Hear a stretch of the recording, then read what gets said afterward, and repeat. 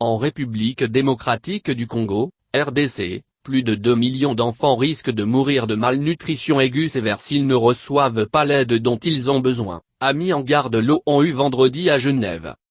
Le secrétaire général adjoint des Nations Unies aux affaires humanitaires et coordonnateur des secours d'urgence, Mark Lowcock, effectuera une visite du 11 au 13 mars 2018 en RDC où plusieurs provinces ont connu une détérioration des conditions humanitaires ces derniers mois.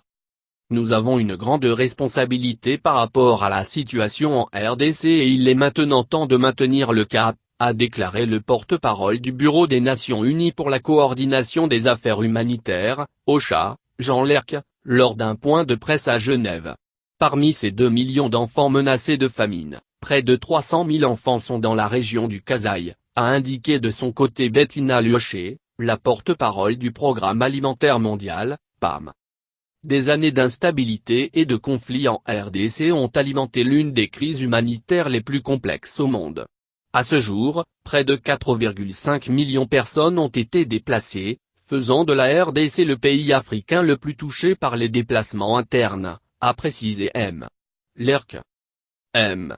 Lowcock entend capitaliser sur sa première visite en RDC depuis sa nomination à la tête d'OCHA en vue d'obtenir un appui considérable à la réponse humanitaire, déjà importante dans le pays.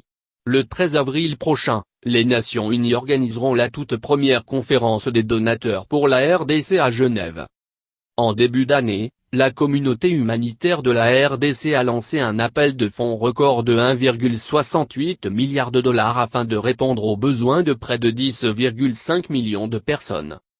Lors de son déplacement en RDC, le chef de l'humanitaire de l'ONU sera accompagné de Sigrid Kaag, la ministre néerlandaise du commerce extérieur et de la coopération pour le développement.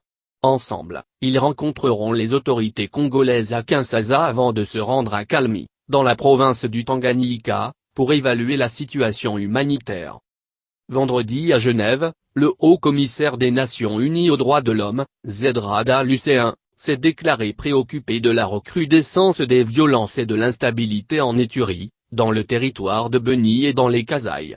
Une telle insécurité ne crée pas un environnement propice à des élections libres et crédibles, a souligné le chef des droits de l'homme de l'ONU lors d'une conférence de presse.